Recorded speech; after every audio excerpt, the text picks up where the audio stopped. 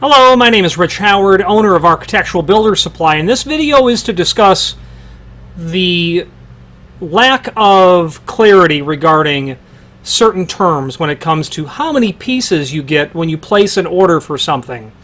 There's a lot of abbreviations or acronyms that are used, such as unit of measure, UOM, or sold as, or package or packaging quantity, or case quantity, or the minimum order quantity. There's a lot of different ways to describe, or case quantity is also used, a lot of different ways to describe how things are sold, how they're priced, how they're packaged, and how they must be ordered in terms of a specific multiple. Now, the most common example of confusion regarding how things are sold or priced would be just simply the hinge, the common commercial hinge or residential hinge. As you can see on this box, there are 3 pieces that are on that label. That means there are 3 pieces in this box. Now, that doesn't mean necessarily when you buy one you're going to get 3, because it doesn't.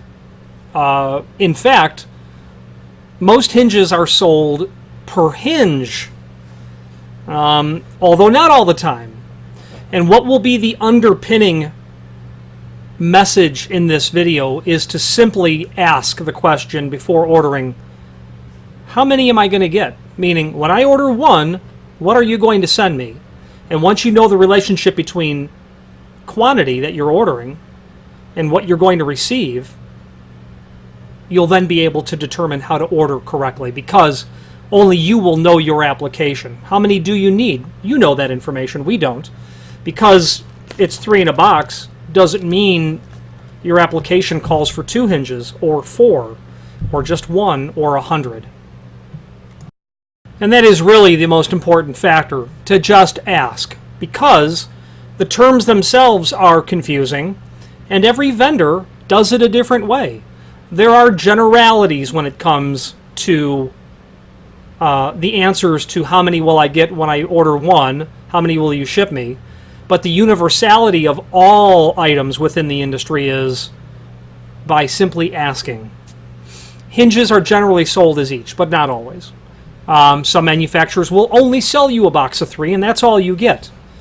But generally they're sold as each. If you ordered a pair of hinges, if you needed a pair of, there's the confusion. If you needed a pair of hinges for your cabinet door, you're not buying them as each hinge, because it's inherently understood that you need 2. Even though maybe only 1 is broken, the factory will not send you a package that they've cut open and sold you 1 with the screws. That doesn't happen. The point of the matter is you have to ask. So, why is it this way? Well, I don't know. Every manufacturer does it their own way. There are people who import items from overseas, and they buy container loads of full boxes, and they do not break boxes because that costs time and money and is generally difficult for people to understand. This client has an 8-foot door and 3 hinges is not correct. He needs to have 4 hinges. So in general, I can sell you 4 hinges because that's how many you need, and that's how many you will order, because that's how they're sold and that's how they're priced. But depending on the manufacturer, for instance, this company, they will not break this box, take 1 out with the screws, and then send it to you. You have to order 6 hinges. So they'll sell you 1 box, but they're going to make you buy 3 hinges because the unit price is per hinge. Now, what they could do is just give you a price for the box. Well, that wouldn't work really well in the marketing department, because it makes the cost of the hinge look too high. So they're sold per hinge. Unit of measure. Basically, the way that I have internalized it over my quarter century is to simply ask, okay, just make it plain for me. If I order 1, what am I going to get when it shows up? And then we like to make those relationships within our website clearly stated in the extended description of the product information so that you can clearly understand what you're going to get. Sold as, that is the manufacturer's unit of measure. When you buy 1, how many will you get? A pair of cabinet hinges to the manufacturer sold as 1. Well, I would say that you're getting 2 hinges. And I would say if you ordered 2 hinges, or if you ordered 2, you're going to get 2 pair of hinges. So that's where the requirement of eliminating the confusion is mandatory. Simply asking, what am I going to get when I order 1? Package or packaging amount. How many are in a box? Those companies that bring stuff over from overseas, they're not going to break the case. They're going to sell you all of the material within the case. You can either purchase in that multiple or simply don't. So if it's a shutter hinge from a specific manufacturer and there are only 12 in a case, you'll need to order multiples of 12. The unit price is per hinge, which again, confusing, but that goes back to the marketing concept.